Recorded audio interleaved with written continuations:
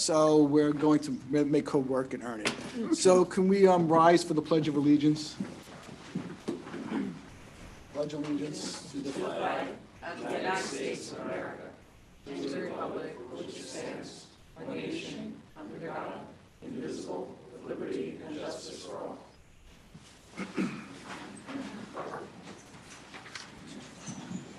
The first item on the agenda is an appointment. This is to an ad hoc committee, the Human Rights and Diversity Committee. The nominating committee has suggested that we appoint Ally Manning as a member of the Human Rights Committee, and I'm happy to do so. So I'm just hereby announcing the appointment of Ally Manning as a member of the Ad hoc Human Rights and Diversity Committee, as recommended by the nominating committee. So thank you, Ally, for volunteering. We appreciate your efforts, as we do for all the volunteers. And we have a lot of people here today. Let me just say we have a lot of openings in various committees. So if you're interested in joining a committee, please look at our website, and there's a form you can fill out, and the nominating committee will help you to walk you through the process. So thank you. Next is the courtesy of the floor. We certainly encourage everyone to speak. We limit 3 minutes to everybody, so please take 3 minutes if you'd like to speak. And again, if you're here to talk about the firehouse, as I said earlier, we're in very early stages. You're more than welcome to speak. But if you are, I think what we find that a lot of it is repetitive as far as the traffic, the noise. So, just if you could think of other things to bring to our attention, that would be great. And the floor is open, so who'd like to speak first?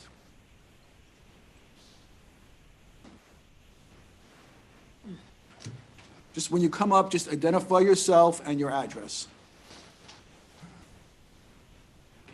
Hi, my name's Anthony Nigro. I reside at 45 Esterwood Avenue, and I have a law practice on 52 Cedar and I'm here to oppose the firehouse because it's in my backyard. And if any of you had a firehouse being built in your backyard, you would be here saying the same exact words I am, right?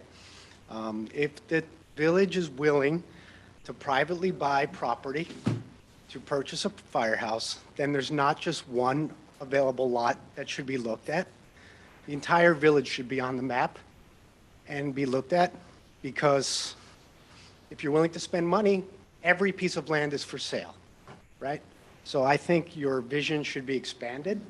And I've read the previous proposal by the fire chiefs, and it seems like this firehouse is a shot to save the volunteerism, the fire volunteerism in the village, because of the waning numbers.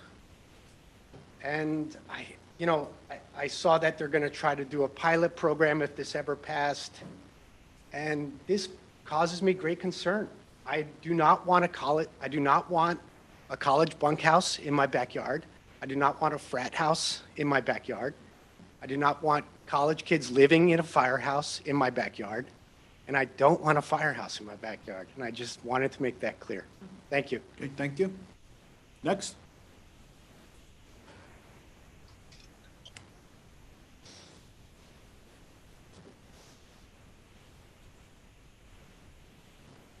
Hi.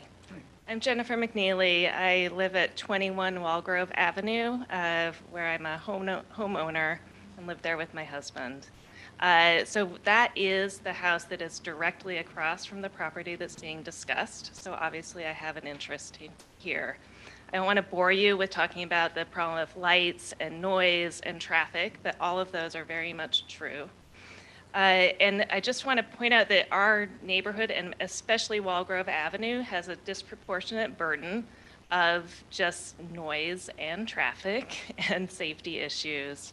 The green space next to the Stop and Shop is the thing that makes it bearable and livable, and that was important when we bought the home and moved in. So if you take that away, and no one will want to live on Walgrove Avenue. You turn a nice residential neighborhood of single-family homes primarily, it's quiet and cohesive, into a marginal space of industrial or commercial buildings, and take the neighborhood away. The second point I just want to make is, as a Dobbs Ferry, resident and a taxpayer, I'm not convinced of the need for a new large multi-million-dollar project to build the new firehouse. I didn't hear tonight, and perhaps this was all covered before, but I didn't hear a real strong justification for why that is the only way to go.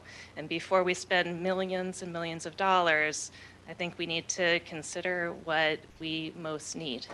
And finally, since I do live on Wallgrove Avenue, I want to point out that a year ago, we had flooding that was above my knees on Wallgrove Avenue in exactly the same spot where this facility would be built. So I don't know how that would help the fire response. Thank you for your time. Thank you. Next.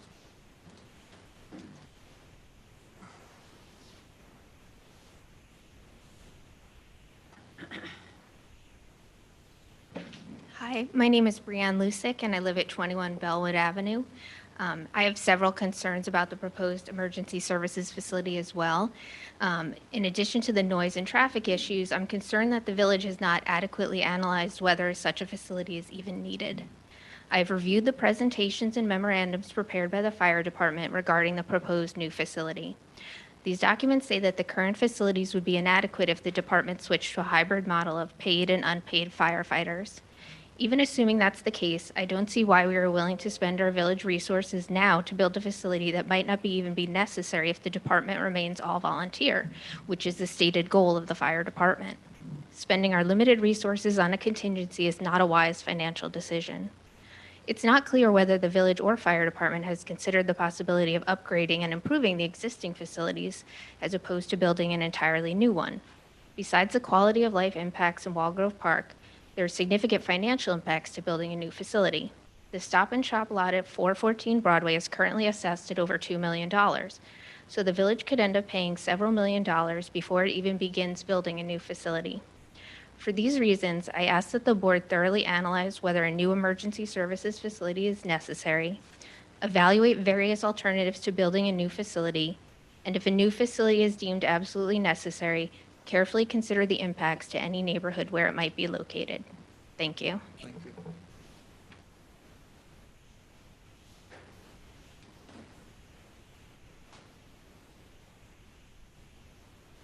Hi, I'm Louis Prescott. I'm at 69 Estwood Avenue, and I think my neighbors have done a good job about summing up most of the concerns my family also shares about having the firehouse located in our neighborhood.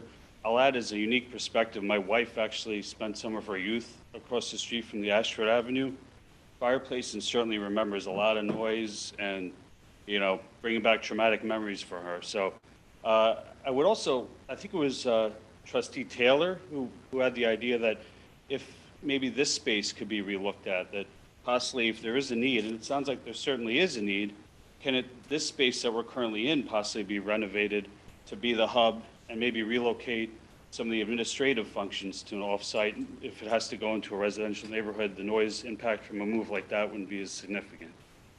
Thanks. Thank you.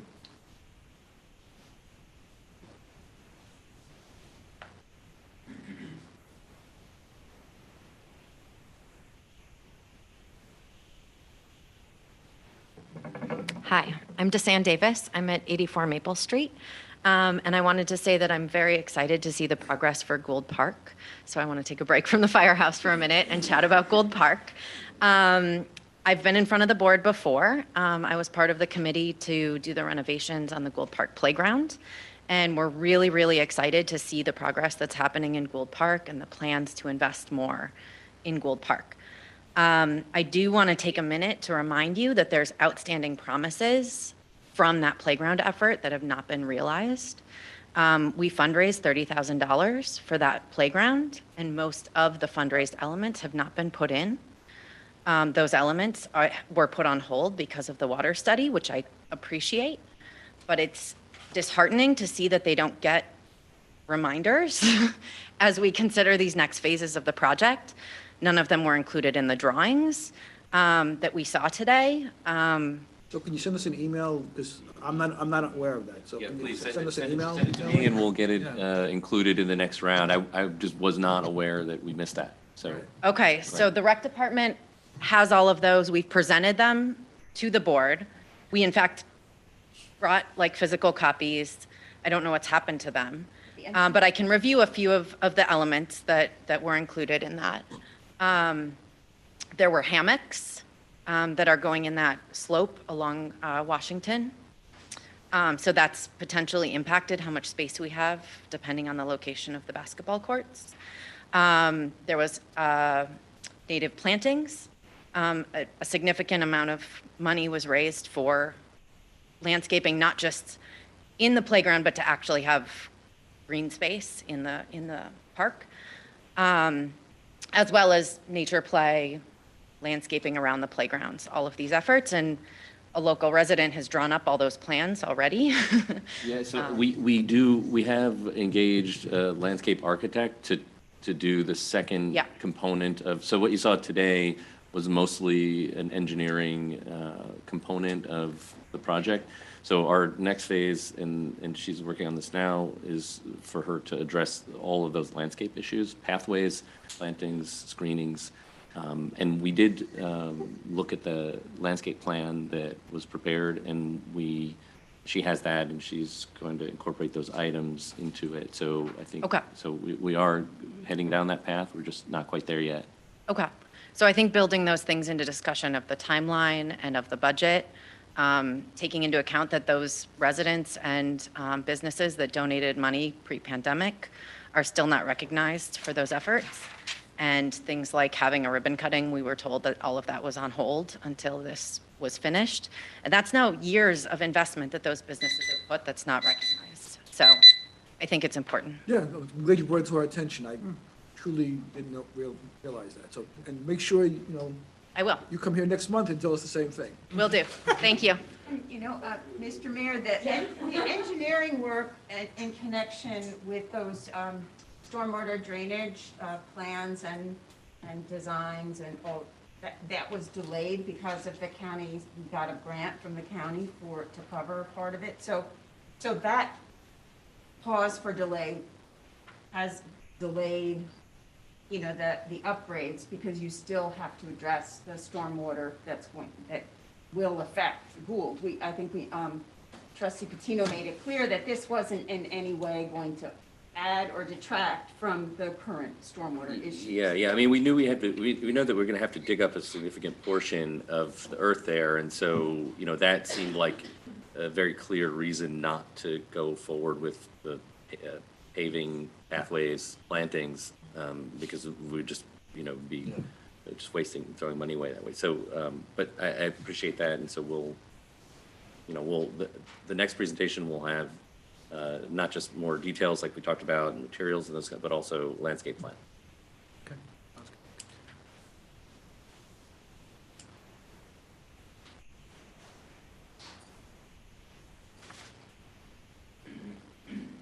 Hi, my name is Maria Nigro. I live at 45 Estorwood Avenue with my husband Anthony and our family.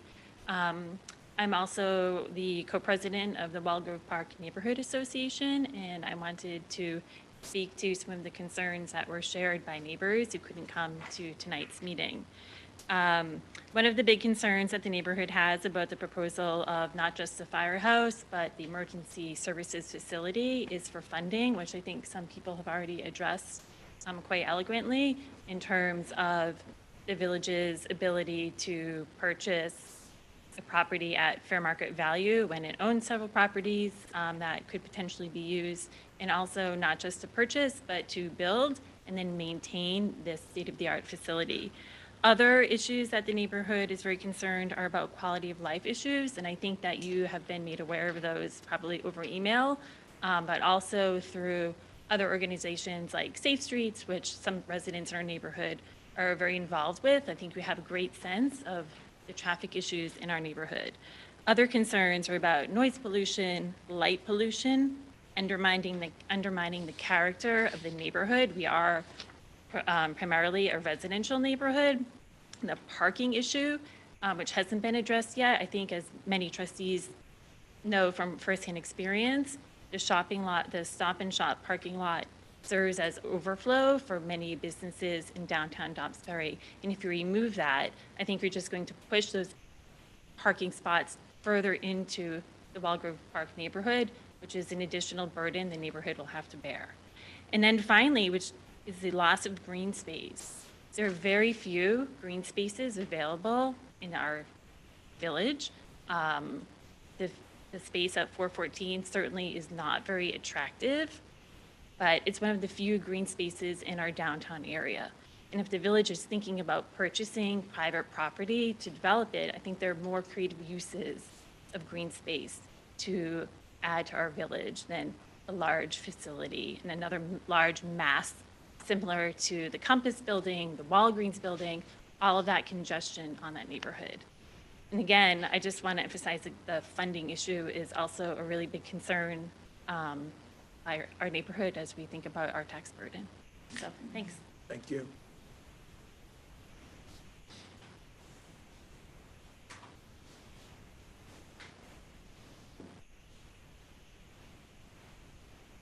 Hi, I'm Tara Banman. I live at 111 Esterwood Avenue. Oh, I'm sorry, this is also going to be about the firehouse. I also am Vice President of the Wallgrove Park Neighborhood Association, which I founded with Maria a few years ago. And I just want to give a little sense of Wallgrove Park as a community, because we're really concerned about how this community is being affected by this. We are a really close-knit community who has taken an active role in improving Dobbs Ferry and in improving our neighborhood.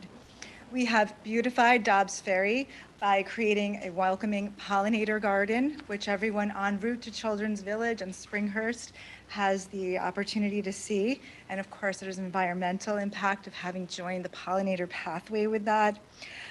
We have cleanups in the woods behind Children's Village and Master School. We organize those fairly frequently.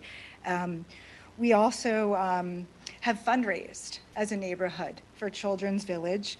We have community meetings and we have frequent social gatherings. In other words, we're a really close-knit, active community and an asset to Dobbs Ferry.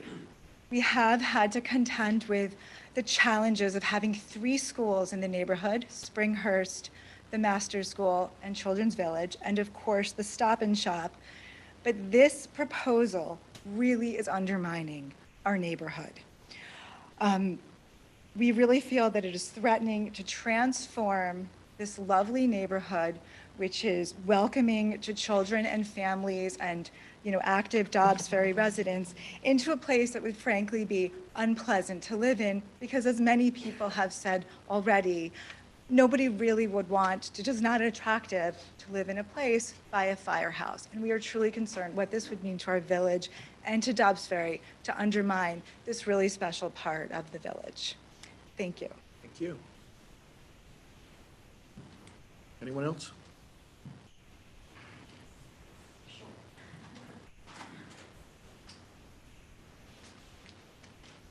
Good evening, Julie Ballington. I live at 39 Woolgrove Avenue. The proposed firehouse would be in my front yard. I think Anthony painted an excellent picture about what the future would look like, so I won't belabor the point about how it would affect our daily existence having a firehouse in our front yard. But what I wanted to raise, in addition to everything else that's already been said, which I wholeheartedly agree with, is already it sounds like there is a decision made that is the lot. And I'm pleased to hear through the recent discussions that other proposals have been put on the table. As Anthony also said, look at all properties for sale. You mentioned during the meeting, the workshop, that 185 is being developed right now. There's a hole in the ground, construction has not started, and this is a site directly next to Ogden House. Was that a discussion that ever happened with the owners of that property to buy it, to put the firehouse directly next to the existing plot? If not, why not? And is there still time to have that discussion? Perhaps they can be offered a tax credit.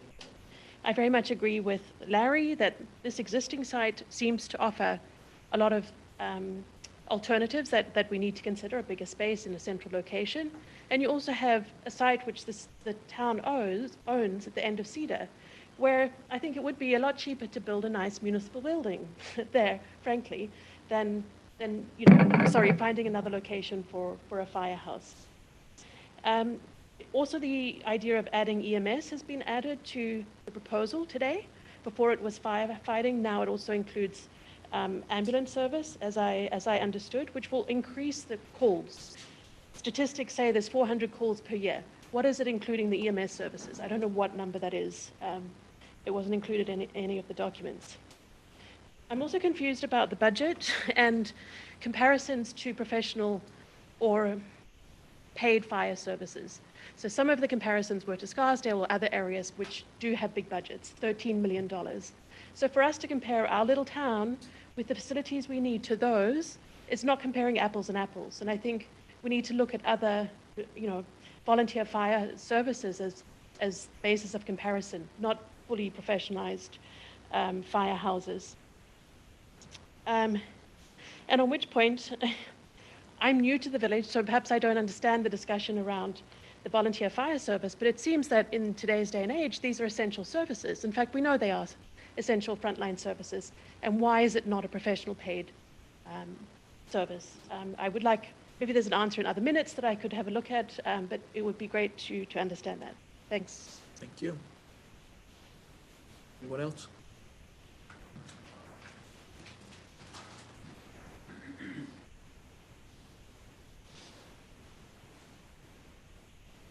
Hi, it's deja vu all over again.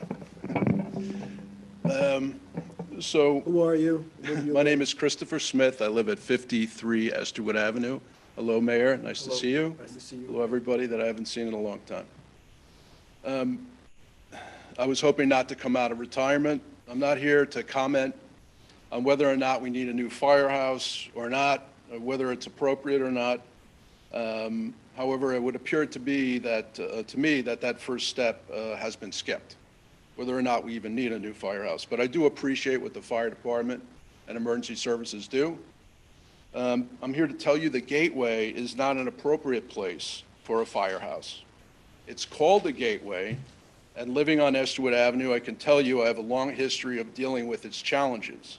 The Gateway has been studied since I arrived in this bucolic town over 20 years ago. It is the intersection of major streets, the hub of Broadway, Ashford, and Walgrove. It has a supermarket, a church, and 2 gas stations. Most importantly, it also is a main thoroughfare for our children going to the high school and walking home or going to the village. It's where school buses take children to the high school or to Springhurst or Children's Village. It's called the Gateway for a reason. I've never seen a firehouse in a major hub, in a major thoroughfare. It doesn't belong there. I think kids and parishioners use this dangerous intersection every day. It is already overcrowded, has a large amount of foot traffic and traffic. If a firehouse is needed, please find someplace else. Thank you. Thank you. Anyone else?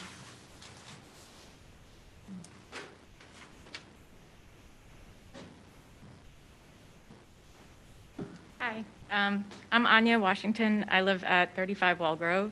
I'm really bad at public speaking, so I'm going to keep this short. I just want to start by saying that I really appreciate everything that the fire department does, and I recognize that these are essential services that we need in this village. That being said, I think that it's important to keep in mind that Walgrove Avenue is a residential street, and there are people, a lot of them in this room, who live directly across from the proposed place where we're talking about building it.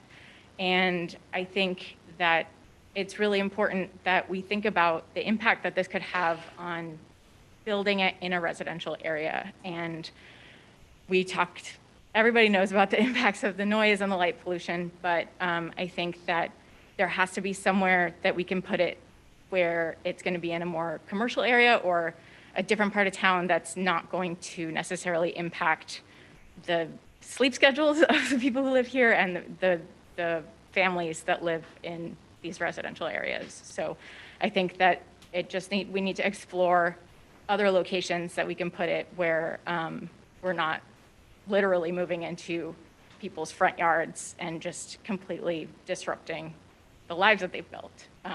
I personally, my family's been in Dobbsbury for 15 years. I've been living here with my husband for 3 years, and I love living here, but I have an illness that is greatly impacted by negative sleep disruptions, so I personally would have to move. I can't live directly across from a firehouse, so that sucks. So that's all I have to say. Thank you. Anybody else? Okay, so we appreciate all the time and energy. We have another courtesy. Oh, Patty, I'm sorry. Hi, Patty. Courtesy You of should just default to calling on that. Patty Steinschneider, 329 Broadway, Dobbs Ferry, New York, resident here for a couple of years. Good to see you again, Mr. Smith. Actually, a lot of the comments that Mr. Smith gave indicated some of the reasons that this could be a good location.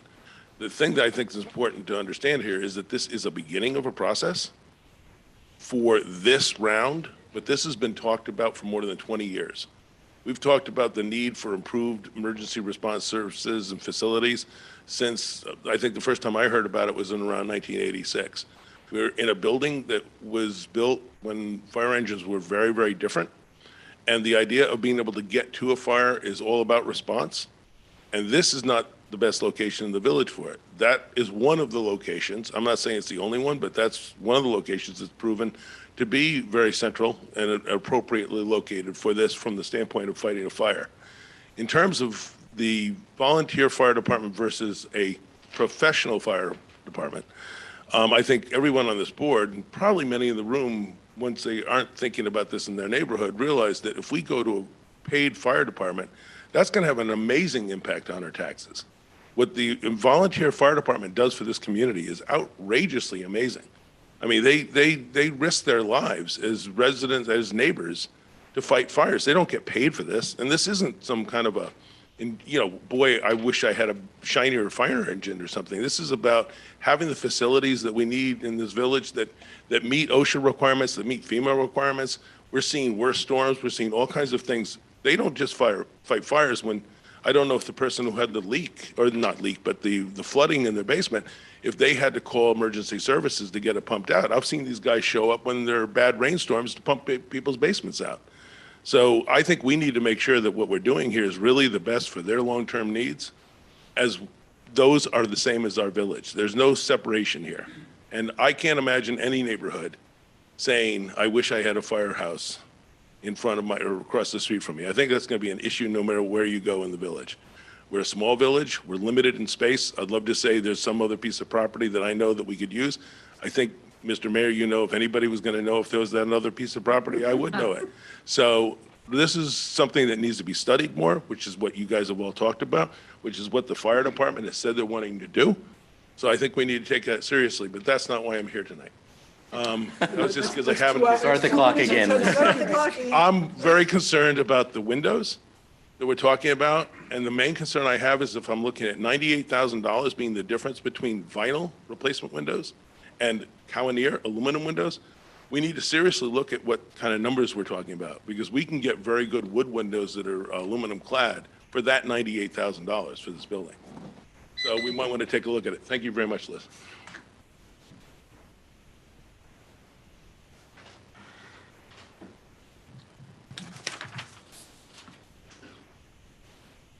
Rob Lane, 3 Judson Avenue. Rob, the other Go to the microphone. mic. Just for the people at home. You can bring the mic over.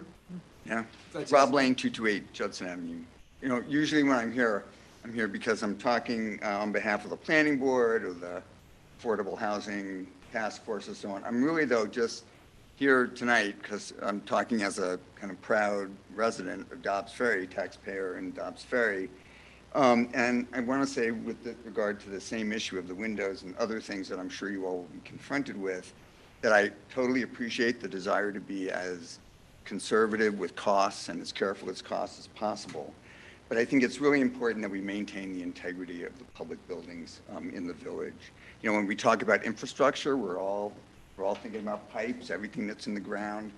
There's a whole world of civic infrastructure here, which is all of our public buildings, our schools, library, firehouse, in whatever form it ultimately takes in the village hall. And these buildings, I think, they communicate our kind of shared faith in the institutions that we elect to guide us. And I just would encourage the board to think very carefully when it comes time to sort of look for money, look for savings, to put as a very high priority maintaining the long-term integrity of our public buildings and not necessarily jumping at cost savings that may seem attractive in the short term, but compromises the long-term both appearance and viability of the building, which we really want to suggest that is here forever.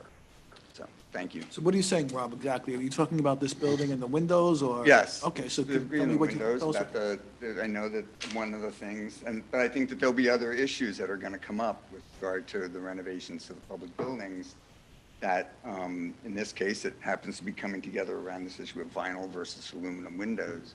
I think there'll be other decisions like that you all have to make, and I'm urging you to take the kind of high road, long-term investment approach to those things, and not necessarily. So you're saying aluminum, or what are you saying? Yeah, that we should absolutely, the aluminum, I think that, when I was doing, I know, and other people here have also done work for the government, especially when I was doing architecture, and the GSA, the General Service Administration, would never let you put vinyl windows in a government building, a federal government building. So I think those kinds of investments are worth making. To have sort of wood aluminum clad windows makes a lot of sense, and is long-term more viable than having vinyl clad windows. So, but my point is also larger than that. Right. You all will be confronted with a lot of these decisions around our public buildings, and I think we need to take the kind of high road around the long-term better investment in those materials. Thank you. Thank you. Rob was finished at 2:59. Anyone else? Okay, so we do take very seriously everyone's comments. We will continue to take everyone's comments very seriously. We encourage you to stay active and involved. We are on the first step on this long process. And we will keep everyone involved, everyone advised of what's happening. These projects are never easy. We've gone through this before, and we welcome input and people's involvement in it. So again, watch the website for announcements regarding what's happening with it. And again, we always love to hear involvement. Yes? That wasn't my intention, but let me think about that, because I was thinking about that also. So let me think about that as well. Okay. All right, thank you, everyone. You're welcome to stay to the rest of the meeting if you'd like, but I'm sure you have other things. But usually at this point, there's a huge exodus. Everybody leaves. Thank you.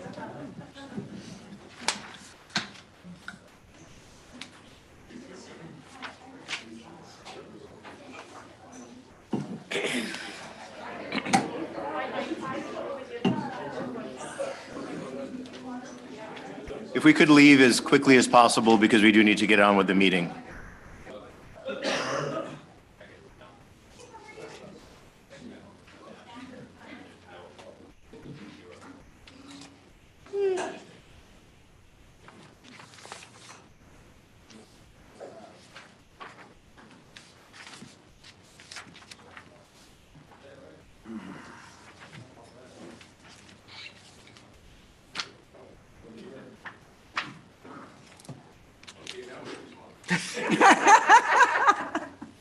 Okay, action item number 1 is a resolution to consider identifying the source of funds for the change order authorized on September 13th, 2022 for the Main Street Streetscape project. So we were forced to make changes with regard to the Main Street project.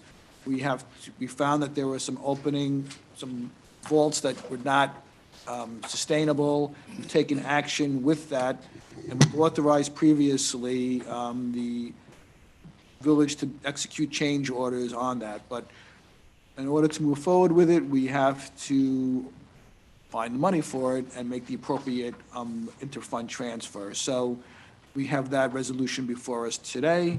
Jeff, did I clarify that properly, or do you want to Yes. add something to it? No, I think you got it. Okay, Matt, you have something you want to add? Yeah, and well, not add, just ask a question. I mean, is it, I think it's still our intention that we're going to try to recapture these funds, is it not? Yes, it is, and we've already received a check today for one of the vaults. So that has moved forward, and we have one other homeowner, well, actually, I guess technically two other homeowners, but we're trying to work on the other two, right? So we have gotten the check today for one of them. That's good news. That is good news. Yeah. Thank you for your efforts, Mayor. You're welcome. I did meet with that person and explain the situation, and that he was totally understanding with it and understood his responsibility, and he signed the. Can you talk to my kid? It may have helped that I had Steve Trezza and Dan Romo. That'll do it. I'd agree if Steve Trezza had been there, too. But, so is there any other questions or comments on that? Because we will continue to find get funding for the rest of the project. Okay. Okay, is there a motion, trustee Casal? Second, trustee Rosenberg, all in favor? That passes unanimously.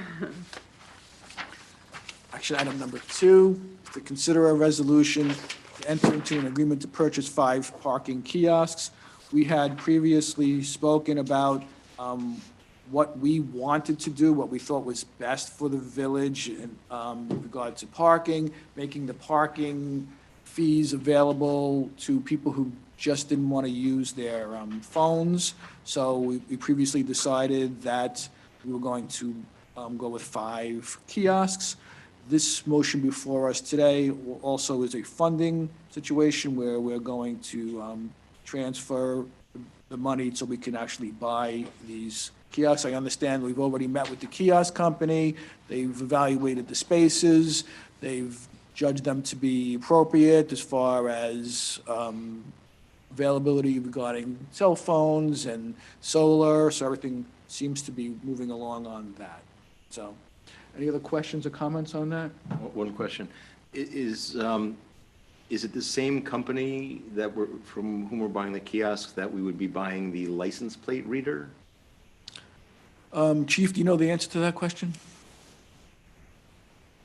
Not 100%. The company that we're purchasing gas from is a separate company from the original McKay, so not McKay. Gas. So that is something I can look into for us. The only reason I'm asking is whether we would be running another agreement with the same company to buy the license plate agreements, and whether the 2 agreements could be consolidated into one, if that was the case. So that it's just a paperwork question. Right, but I think we'd like to move forward on this one today, right? So we can get that information, and we could, subject to Laura Lee looking at it, maybe she can combine it if that's appropriate. Yeah, absolutely, Mayor. We can get you that information on LPRs and that cost as well. Okay. And we have been in touch with McKay directly about eliminating, I've been working with the chief on this, to eliminating the cost that they're continuing to charge for the use of, I guess it's credit card. I don't really understand what it's in connection with the meters. Correct. So we just needed to eliminate the wireless fees that we've been, in regards to the solar meter heads we have on Main, Cedar, and the side streets, so that we can completely divest ourselves of that as we move towards the kiosks. So they're still charging us wireless fees even after the wireless no longer works? Well, apparently it is working in. Some people are using it.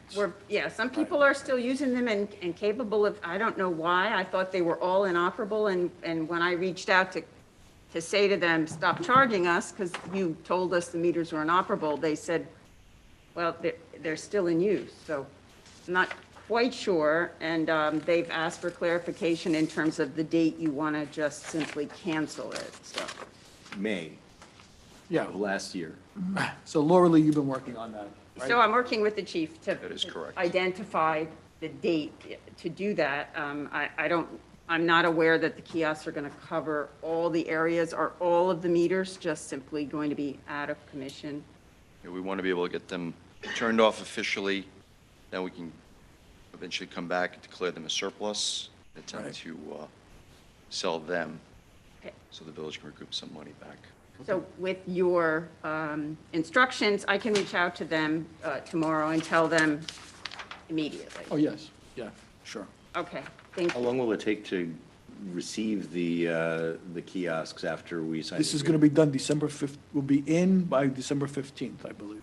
So 6 weeks. So we will need the license plate readers for those to be enforceable. Well, in the short term, parking enforcement can enforce with their handhelds. We can bring in the LPRs. Gotcha, okay. Stage them in afterwards. if Right, that and we're not works. going to do this until January 2nd, I guess, collecting. Right. So if I, Correct. if I could ask a Just ask. question, It's a practical question. Yes, Larry? if this is related to Matt's question, and I apologize if this is redundant, but, so Chief, the license plate readers and the way they're going to be used will be integrated with the kiosks in And terms Park of, Mobile. and Park Mobile, or is it both? Correct. That is It's correct. both. Yes, it is. Yeah. And, okay, so you're confident that that the two systems will work together, because the idea is to increase your officers' efficiency as far as enforcement is concerned. That is correct. Okay, thank you. Okay, so is there a motion to authorize the purchase of 5 parking kiosks? Trustee Cassell, second. Trustee Rosenberg, all in favor? That passes. No? All right, so let's just do this. All in favor, raise your hand. 1, 2, 3, 4, 5, 6. All against, raise your hand. Okay, that passes 6-1 with Trustee Patino being the one. Thank you very much. Thank you. Action item number 3 is to consider a resolution for Honeywell change order. We had discussed this previously, and I'm going to turn to you if that's okay. Yeah. Okay. This was a request I made. There were a few parts to it. The first is that it just is inappropriate material assembly selection for a municipal building. I think Mr. Lane pointed out, I have a similar experience, that when I do government-related work, I would never be allowed to use such a thing as a vinyl window even if I wanted to. I reached out to the community of professionals in Dobbs Ferry, all of whom overwhelmingly agreed and pointed out some other interesting things about vinyl being material on certain lists that include other materials like asbestos, lead, other things like that. It's just a nasty thing. We shouldn't be using it. We certainly shouldn't be putting it in our village hall.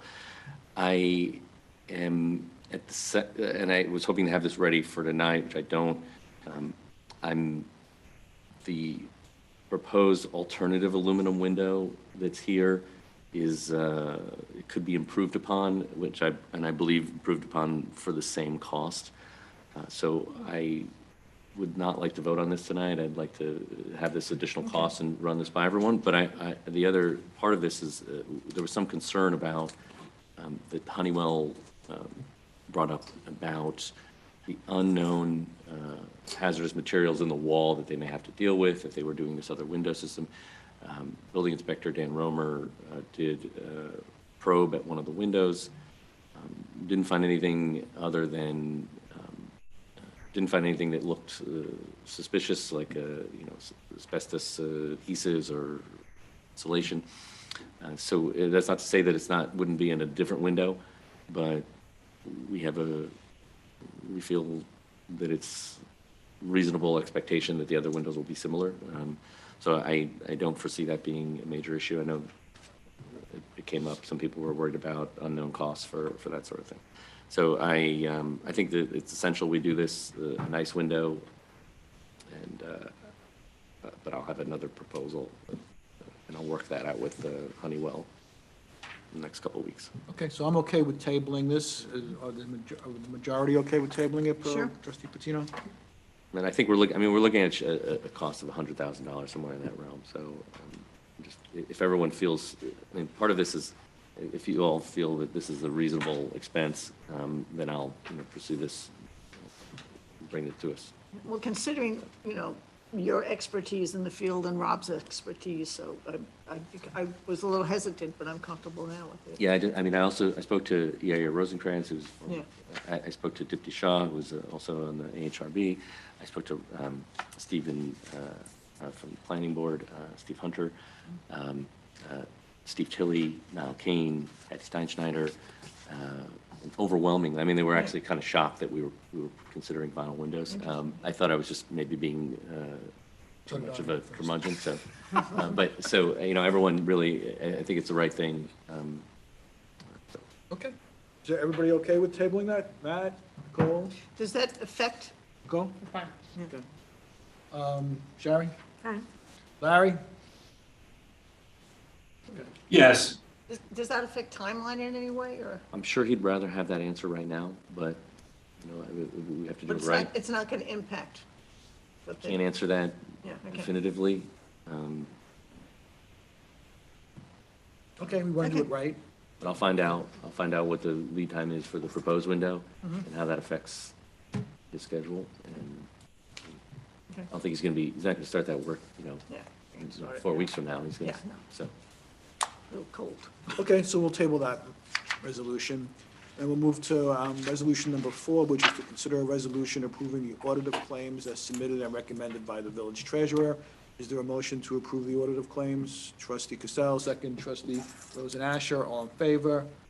That passes unanimously. The last resolution is to consider a resolution in support of a grant application to the New York State Department of Environmental Conservation for a natural resources inventory. I'll turn to you on that. Yeah, thank you for putting this on the agenda at the last minute. It turns out that this study is funded by the DEC. This is something that'd be very valuable for our planning board, for this board, for the Conservation Advisory Board, anyone who is interested in land use in Dobbs Ferry. This is a very important document, and it'll be done for us no cost. It will require some volunteerism on the part of, I think they asked for 2 or 3 local volunteers.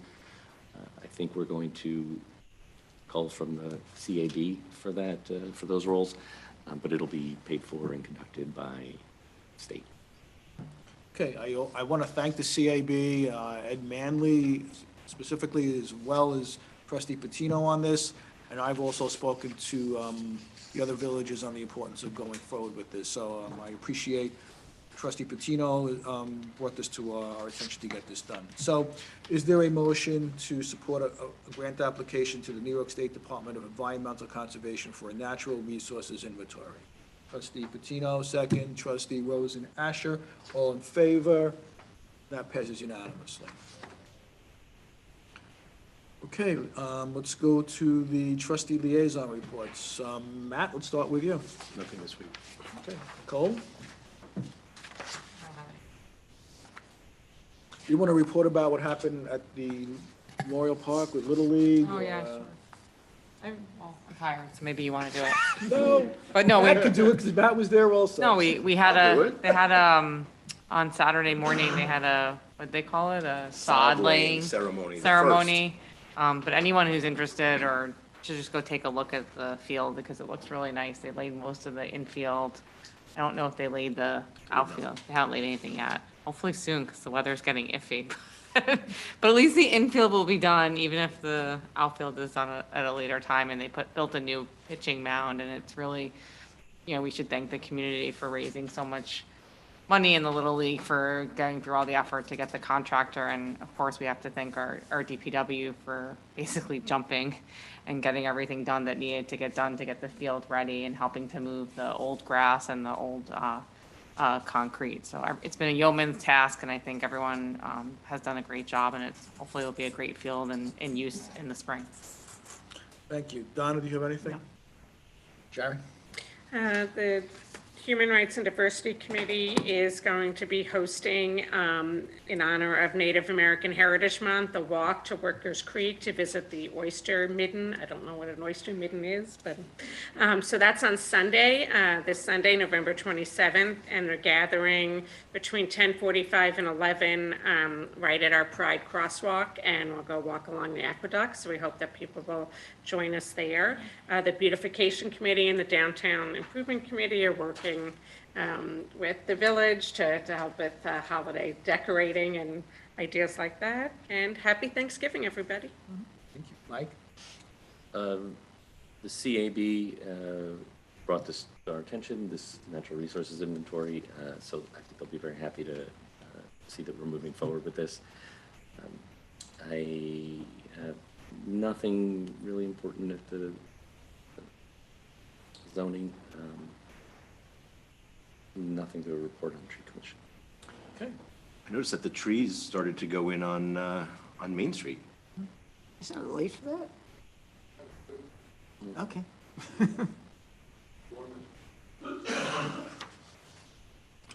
Okay. Before we adjourn, Donna, I know you wanted to, Do you want to talk about the tree lighting? Yeah. Tree lighting? December Right. 3rd. oh, I forgot about other things. Go ahead, Liz. I know you wanted to talk. Thank you.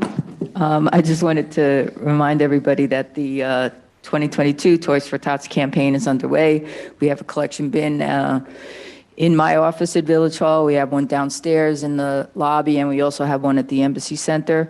We'll be collecting through Sunday, December 18th, and any donation of a new unwrapped toy would be much appreciated. If you're unable to come and drop the toys off, you can actually have them mailed to my attention at Village Hall. If anybody has any questions, or if your family is in need of toys, please contact me. Everything will be confidential, and I'll assist you in any way I can. And just for the record, this is my 39th year of doing this, so it means a lot to me, and I appreciate the support I've gotten through the years. It means the world to me, so thank you so much. Thank you for all that you've done for that, for all those years. Tree lighting is at what time? The tree lighting is at 5 o'clock. We'll be there at 4:30, so you get a good space. We want to thank everyone who volunteers for that. It's one of the key points of our village, so we appreciate everybody that goes to that, attends that, volunteers to do it. So thank you, everybody, for that. Did you announce a date? Do we have a date? Yeah, what's the date? December 3rd. 3rd. Thank you. December 3rd, okay. Saturday. And hot chocolate at the firehouse. Thank you. Okay, Donna, Okay. am I going to cry? No, I am. I do have something Annette's prepared. definitely not going to cry. No, she's not going to cry. She's going to be cheering. I'm going to read this because there's no way I'll get through it, not reading it. Okay, so first of all, I can't believe that it's been 12 years already. Seems like just yesterday that I joined the board. But as this is my last board meeting, I would like to take this opportunity to thank the many people who have made this time so rewarding and fulfilling. First of all, to my fellow board members, those here today, and those with whom I have served in the past. I want to thank them for their dedication, support, and above all, for their friendship. I also want to thank the staff and department heads for all their very hard work each and every day, for being the backbone of our village. To our emergency service personnel who go above and beyond, caring for and safeguarding our residents. And I also want to give a special shout out to those dependable police officers who delivered my board packets every 2 weeks. I also want to thank the volunteer groups and committees with whom I have worked and from whom I have learned so much. The contributions are invaluable to our village. We could not operate without them.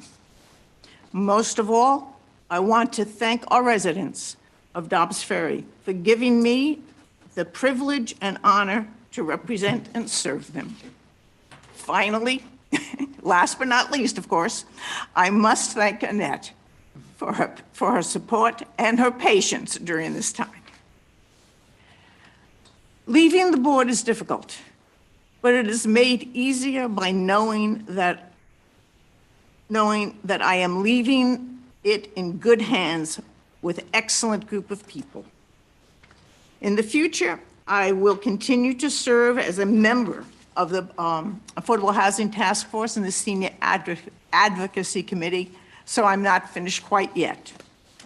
In conclusion, I hope that my efforts have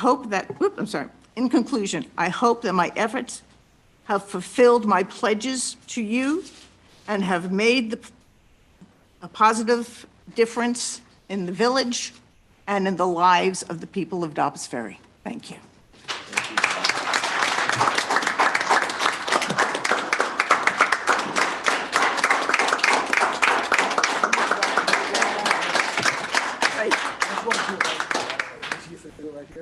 No, I can. Okay. Yes, do you want first?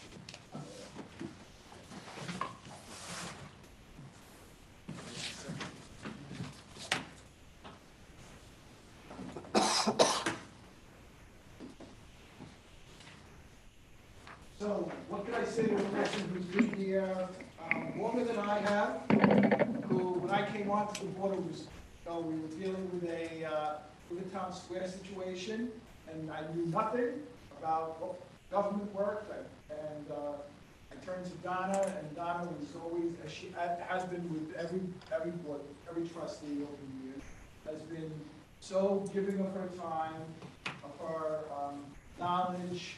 She has always been one of the most reliable people, honest, will know where you stand, she'll tell you what she thinks, and she's also got something that I always rely on, and that's compassion. I tell her all the time, she's the compassionate one for me, the two of us, so she's always been there whatever kind of task that I've asked her to do, she has done it. She volunteered to do very, things that are not very difficult. And I always turn to her for her opinion. She's going to be great in this, and it's going to be strange sitting there without Donna. So in recognition of that, we have a plaque that we put together, and I'm just going to read it. The Village of Dobbs Ferry presented to Donna Cassell in recognition for your dedicated service to the citizens of the Village of Dobbs Ferry as village trustee from 2010 to 2017, and as deputy mayor from 2017 to 2022. Your friends and colleagues of the Village of Dobbs Ferry. Thank you. Thank you.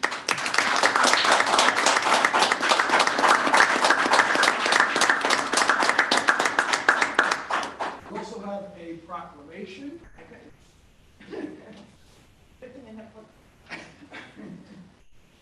Quite long, but I will just read parts of it. Whereas Donna Cassell has answered a call to serve the community as village trustee on December 6, 2010, and been appointed as deputy mayor since 2017. Whereas Donna has served her tenure as village trustee, deputy mayor with dedication and commitment to give back to her community, serve all the residents of Dobbs Ferry in the most fair, minded manner.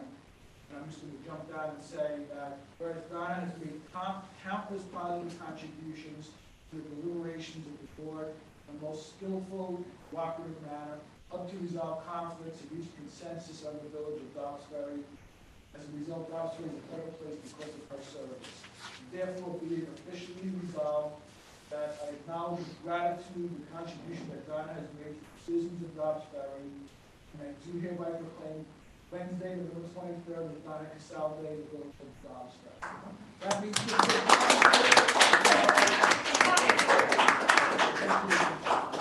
you guys want to come down for a picture, everybody?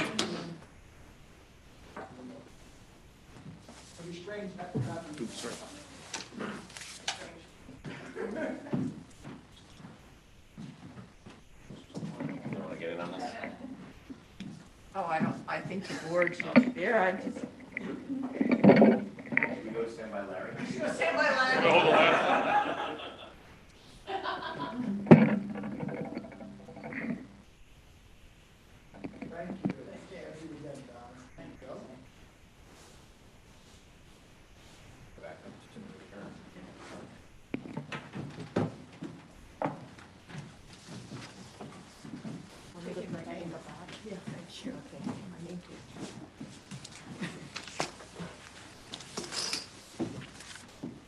Don, I'm going to, here, Oh, boy. there.